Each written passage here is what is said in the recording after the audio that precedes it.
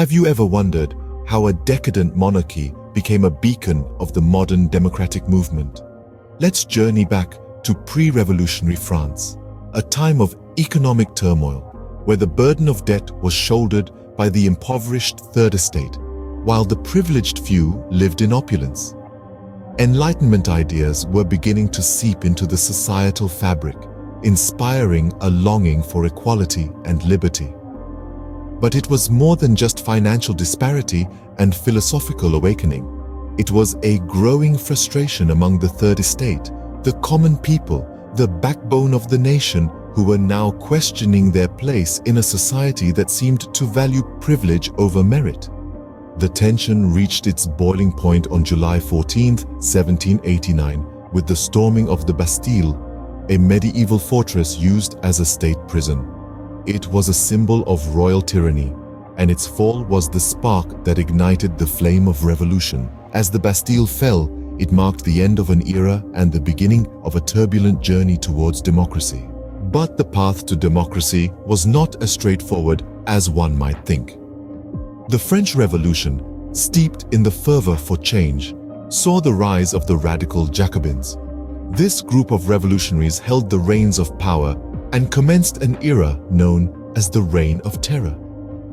A period marked by extreme violence and fear. It was a time when anyone considered a threat to the revolution was swiftly dealt with. Among the victims of this reign was none other than King Louis XVI himself. On a cold January day in 1793, the guillotine's blade fell, signaling the end of centuries of monarchy. But the king was not alone. The guillotine, a chilling symbol of this era, was employed far and wide, its blade falling on the necks of thousands without discrimination.